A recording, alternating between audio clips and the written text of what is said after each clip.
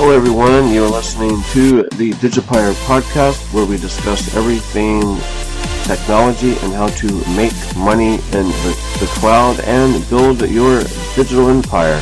Today we're talking with Willie Crawford, and this is the interview that I did several days ago. This is a recording, and yeah, so we're going to get started and hope you guys are doing well.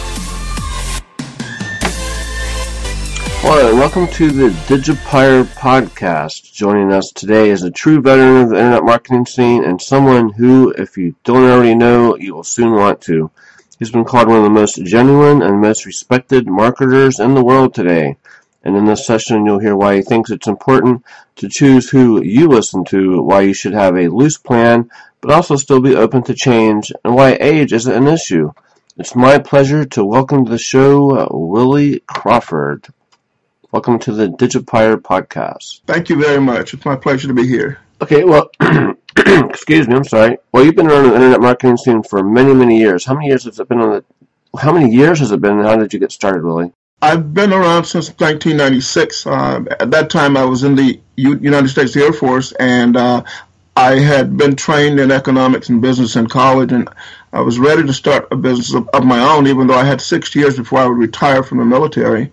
And so I was in an office job where I had access to the early internet, and I looked out and saw advertisements on the internet that said you could make money by doing different things, and so I just started doing them. Well, that's pretty neat. And here we are now, all these years later, and you're still as active, or possibly more active than ever. What kinds of things are you working on at the moment?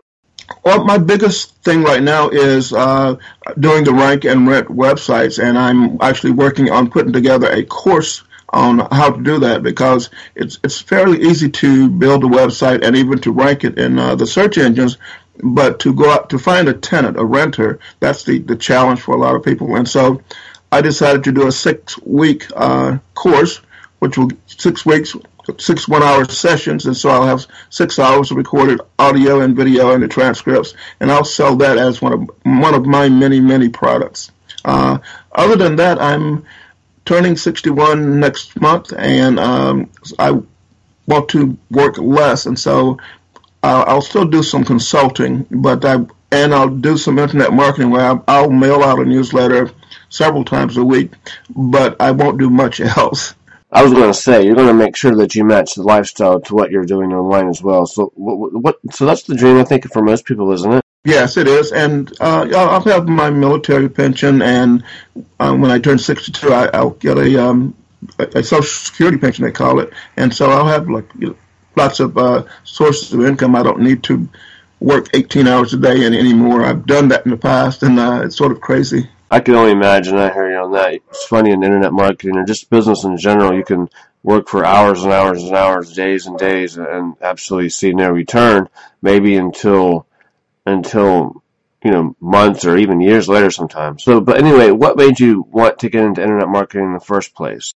When I looked around, I was just trying to figure out what I could do, and I came across a number of people who said, what you do is you build an audience, and you find out what they want, and you offer it to them. And but what really made me get into internet marketing was the fact that when I first started, I was flying C-130 aircraft, and so I was flying all over the world, and I put in a 16 to 18-hour crew duty day, and then land, and then try to do some work on the computer. And so I needed something that was portable, and so that no matter where I was, as long as I had access to the internet, I could work on my business too.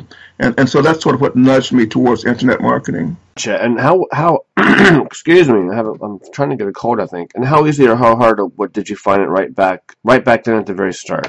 It was very difficult at the very start, because the standard crew duty day is you were expected to put in up to 18 hours working from when you first showed up at the base operations to plan your mission. And so I'd work up to 18 hours, then land, and then get on the computer and maybe put in another 4 hours maybe. So some days, some nights I slept maybe 2 hours, and I'd fall asleep at my keyboard, and I'd wake up, and because I'd had my hand resting on the computer, the screen would be full of Z's or whatever. So it was exhausting at first. Okay, so how quickly did you start to make money online once you started actually committing to doing this? About a year. Yeah, it took about a year. At first, it was trying to figure out what to do, what to offer people, and I was told, find something that you know, and then build an audience around that. And the only thing I really knew that I thought would be marketable was I had grown up on a farm in North Carolina where I'd learned to cook. And with my grandmother, she started teaching me at about age 7. And so I put together a website that was all around cooking, or as the people in the UK say, cookery. And I started building an audience, and around 2000, my mailing list enjoyed my recipes so much they asked me if I had a cookbook, and I said no, but if you want one, I'll write one. And they said, we'll buy it. And so I pre-sold about 200 copies before I even started writing the book. And it's published in 2000, and it still sells to this day.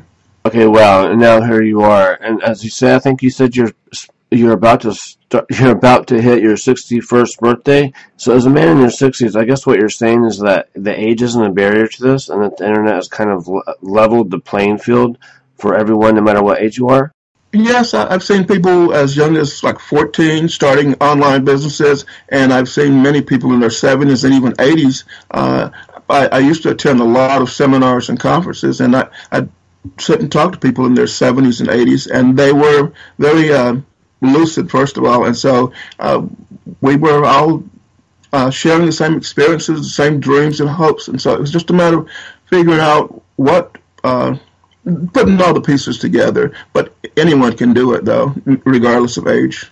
Okay, so the internet's changed since way back in 1996, and it's developed, it's evolved, it's changed massively from what it is then to what it is today, of course. So what would you say it would be easier or harder to get started today? It's easier to get started because there's more tools, more training, more people who have experiences you can tap into. The problem, though, is knowing who to listen to, because there are lots of people who, when they first start, they do what we call fake it until you make it. And so there's a lot of training out there that's nothing but theory, and so you have to be very careful who you listen to. But then at the same time, I look back at all the people that I've encountered over the past 24 years online, and fully 80% of those people are not in business online anymore. So I guess they burn out, if they are disingenuous. Yeah, I think you're absolutely right. And if you were starting out today, Billy, what do you think maybe would you do differently to what you did back then, back in 1986, over 20 years ago? I mean, as you say, there are more tools around these days, but do you think that the tools will make things easier on you, or? I would focus on a different market. I would focus on the one I'm focusing on now. When I first went into business online, I focused on teaching ordinary people to build a business, to take their knowledge, their skills, and create information products, and then sell those, and build a mailing list, and market their products and other people's products to their list.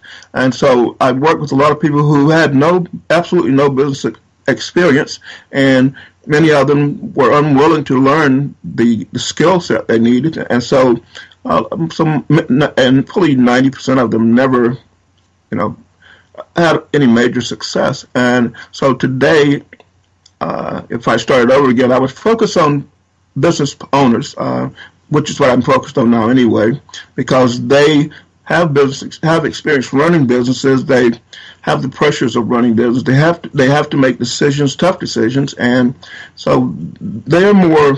I enjoy working with them more. I guess I should say. Okay, so you got that lifestyle. You can work the hours you want to work, when you want to work them, as opposed to the other way around.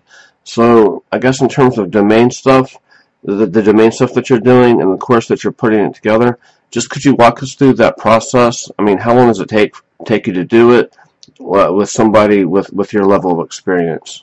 Well, I was trained early on to record almost everything you do, and so I had people who noticed that I was working building websites, renting them or selling them, buying and selling them, and they asked me a lot of questions about what I was doing, and so I said, well, why don't I train you? And I said, in fact, why don't I do like a 6-week course where during the 6 weeks we'll cover all the different aspects from where do you how do you decide what markets to focus on?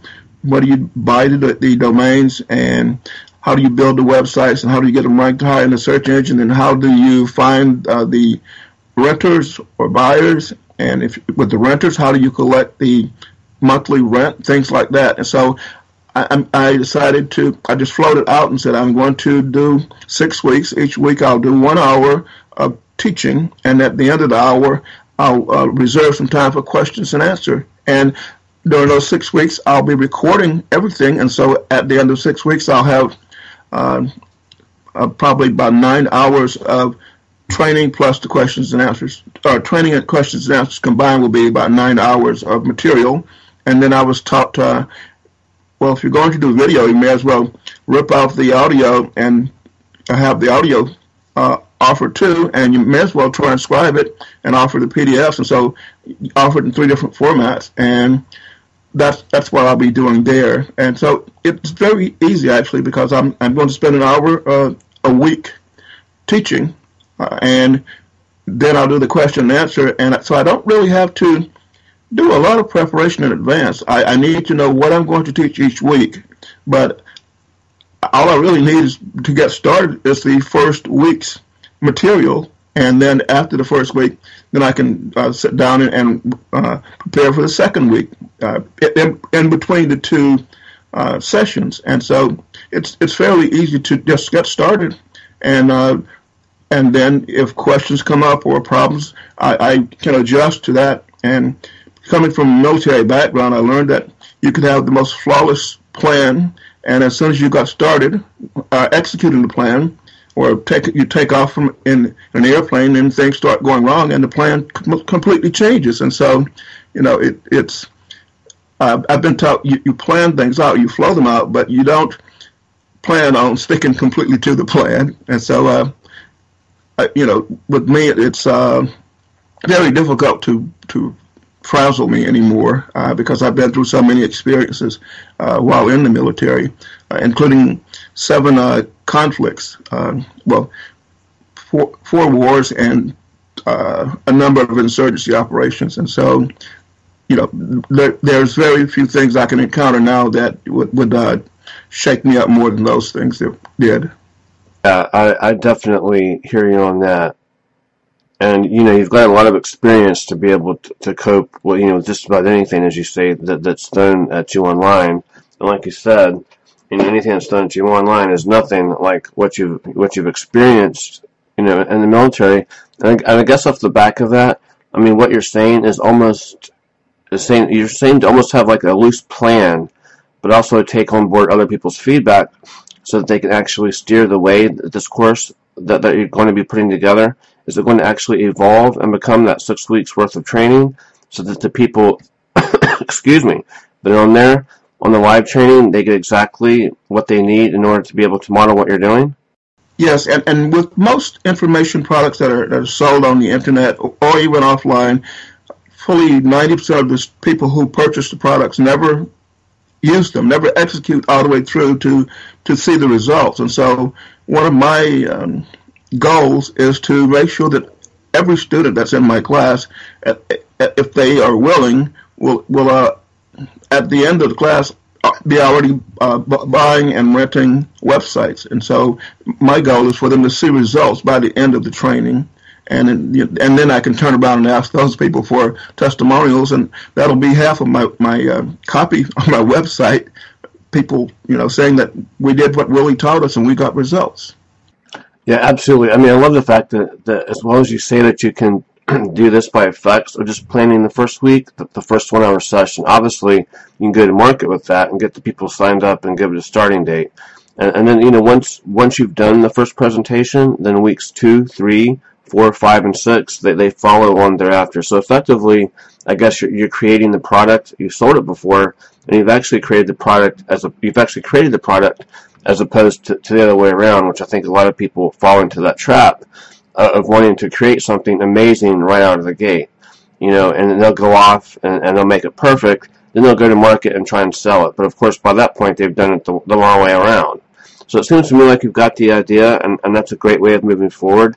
And I guess in terms of where you are now in your life, and obviously you've been online for a long time, but can I ask, when you first started, were your friends and family supportive of what you did, or were they dismissive, or how did that work out for you?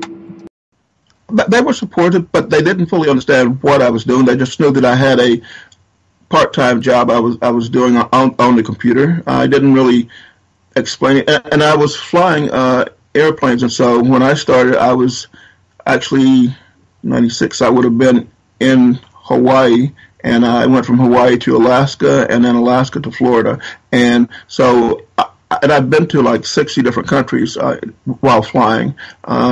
And learned a little 19 languages. So I was all over the world, and I was often away from home for as long as 3 months at a time. But a lot of what I was doing was in isolation. In fact, when I first started my business online, I started in 96, and it wasn't until 2002 that I actually attended a seminar and met other people doing the same thing I was doing. Until that time, I was sort of a lone wolf, and then I was invited to speak at a seminar. Someone noticed that I had written a cookbook, and it was doing quite well, and they wanted me to speak at the seminar because they wanted at least one speaker there who was doing something other than teaching people how to make money by teaching people how to make money. They wanted someone with a real product, and so they invited me to speak, and that was my first seminar. At that event, I noticed that all the other speakers were very willing to share what they were doing, and in fact, all of them suggested working with each other, and I did projects with 5 of the speakers who were at that first event I attended, and that was very eye-opening because when you work alone in isolation, you feel like it's you against the world, and then you realize when you start meeting people that it's not. You work together and you all teach each other what you're doing to succeed, and it makes it easier for you. Yeah, and it makes such a big difference, really. I mean, if you were starting out now, what advice would you give to someone who's in the same boat, where they're just trying to start out the same time as you? What advice would you give to them? I would advise them, first of all, to not try to figure everything out on their own, because what happens is a lot of times that newbies tend to think that they don't have a lot of money to invest in training and things like that, and so they say, well, I'll just watch what the successful people are doing and I'll copy what they're doing. The thing is, they don't see everything that the successful people are doing, and so they're guessing and they're missing pieces of the puzzle. And even when they hire someone to train them, the person who teaches them often isn't aware of all the things they're doing. They have little nuances that make a difference, and they don't recognize those things. So I would advise them to get a coach, and also once they decide that they're going to perhaps create their own products and things like that, then I would advise them to outsource as many tasks as they can. They may not feel like they can afford that either, but it makes life so much easier, and it allows them to scale, to grow so much faster. When you're doing everything by yourself, it's very challenging. And I also, you touched upon this, people creating huge products and spending months, years doing it, and then rolling them out. And the mistake I see a lot of people making, people that I've mentored and coached, is they don't survey the market first to confirm the market wants the product. My friend Marlon Sanders, who's I think started on the internet in 1994, he teaches you come up with an idea, a product idea, and you survey your audience and ask them, if they want that, or you ask them. He does a 12 question survey where he'll say, well, what do you want me to cover next? And he'll give them, 10 choices or whatever, and then they tell him what they want. And then he will create a small version of the product. He typically, he advises just doing an audio, and you test market that, see if the market actually buys it. If they don't buy it, then you go to something else. But you don't sit down and create a 20 module course with all these things, all these parts and pieces, not knowing that the market really wants it and will buy it. So it's letting your customers tell you what they want. And I see a lot of beginners making the mistake of not doing that, and then they fall in love with their product, the idea of their product, and so they keep trying to sell it to people who don't want it, and that doesn't work. I think it's true, isn't it? And it's really interesting that you stopped at that point in particular, because I think a lot of people do start to chase down a rabbit hole, and as you say, they get so enamored by their product that they want to try and turn it into this product that people are going to buy, and then it just becomes a frustration. I think it's why people aren't buying this, so therefore I'm not going to do anything else, because they've kind of convinced themselves that trying to sell things online doesn't work. So it's almost like that self-fulfilling prophecy that we all know about in a way. You mentioned Merlin Sanders' name just a second ago, and I guess he's one of your mentors?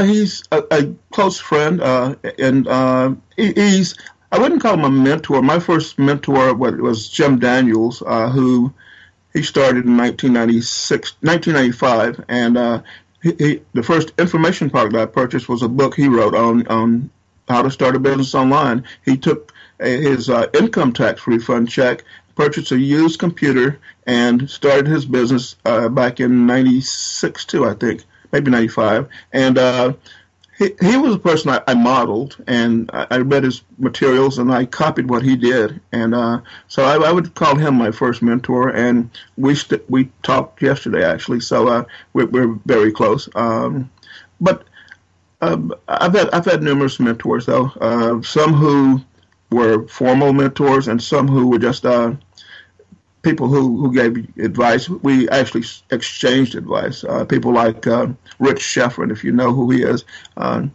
We talked back and forth a lot in the early days, and he was trying to figure out what his expertise was and what he wanted to be when he grew up.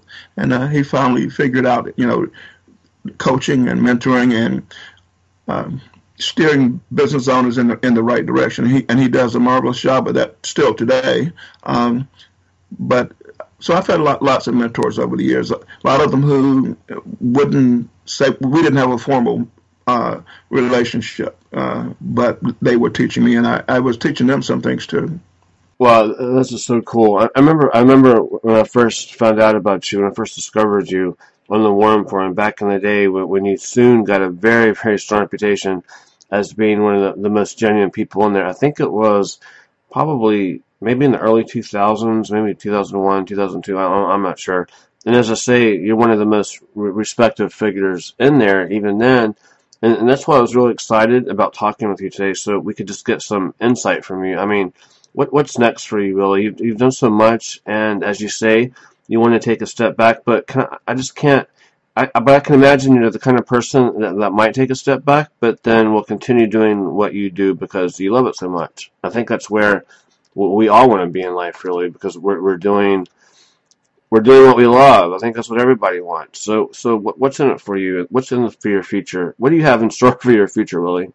I will probably continue teaching, even though I probably won't do that much one-on-one coaching, except I'll do consulting with business owners, brick-and-mortar business owners. But I'm a trained platform speaker, so I went through John Chilter's training, and I know how to give a presentation on stage and manipulate the audience or control them psychologically and all those things. I know NLP, but I don't use that when I'm giving presentations most of the time. But I enjoyed speaking. I've probably spoken at like 40 or 50 seminars in the U.S., the U.K., Singapore, Malaysia, all over. And so I can see myself doing that. as I do more travel anyway, but so consulting and renting my websites out.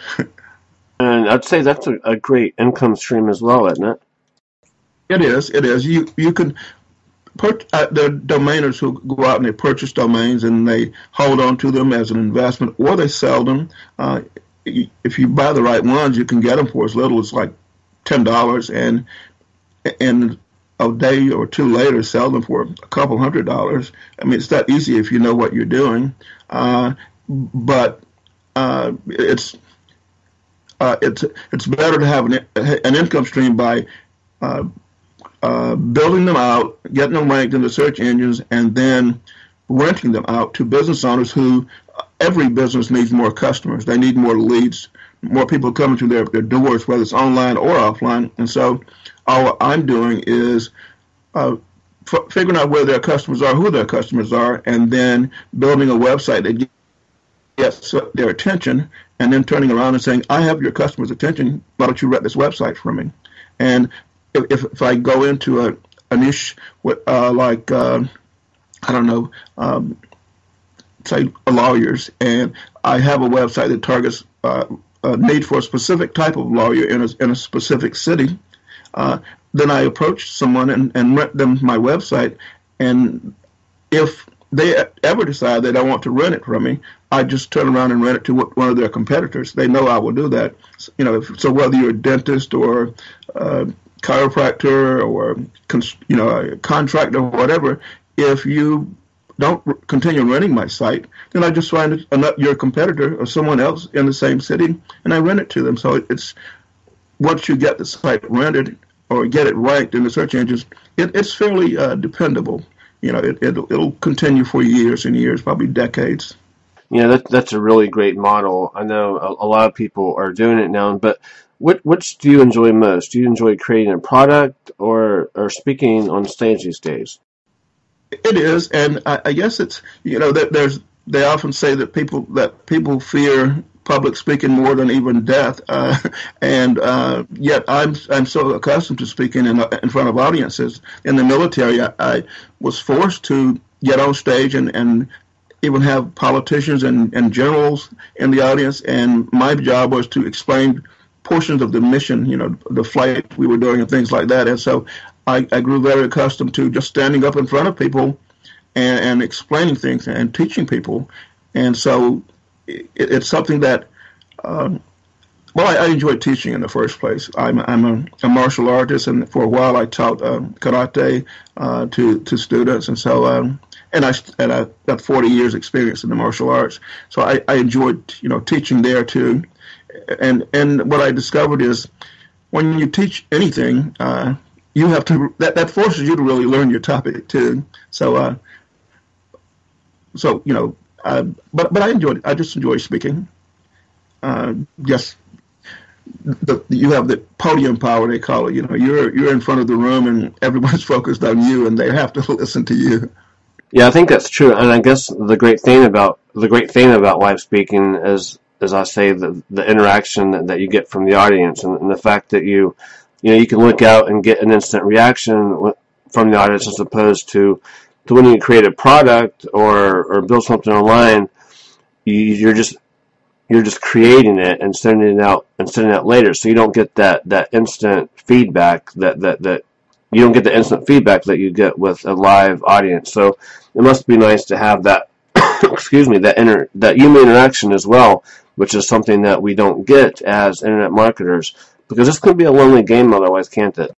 It can be. I do a lot of webinars, and I also do a lot of Facebook Lives lately, and you get the interaction there because I can bring other people on camera, but I can at a minimum have them chatting with me in the chat window over Facebook or YouTube or several other platforms, and so you get the interaction there, and it's a very powerful way of marketing too, because people feel like they are interacting with you. It's not like you're standoffish. You're the teacher and the guru, or you know more than they do, or feel like you are better than they are. They get to interact with you and feel like you have to actually communicate with them, and it's not just one-way communication; it's two-way communication. Yeah, Facebook Live has really changed things up. I mean, a lot of people are using it in a lot of different ways. I mean, it's not like back in the old days where you send out a DVD and people would watch that DVD at home. But that was very much a one-way conversation. And you say these days with YouTube and on Facebook Live, you do have that two-way communication, but still those people are welcoming you into their homes as well as into their lives. I mean, it's a two-way street. So it does create that human bond, which is great, and I think it's important for marketing. It gives your brand a lot more, I guess, credibility. And also, I would say it's necessary for what we're trying to do in our business. It is. People need to feel that they know you and that you care for them, and that they, when they can see you and they can read your body language, they get a feel for who you really are. And even in like email marketing, I was trained that when you're writing, you pretend that your avatar or your typical customer is sitting right across the table from you, and you're writing to not a list of people, you're writing to one person. So, when I get emails that say "you guys" instead of "you," I said this person doesn't know what they're doing, because they need to make the person that is reading the email feel they're talking specifically to them and not to, a group of people, so they don't get it. But so it's really human to human interaction. Yes, absolutely, exactly. And as the old saying goes, people buy from people, they don't buy from businesses. So you have that personality and that connection, as you say. I mean, how can we find out more about you? If our listeners and our readers want to find out more about you, how do they do that? They can visit my website at williecrawford.org. It's williecrawford.org.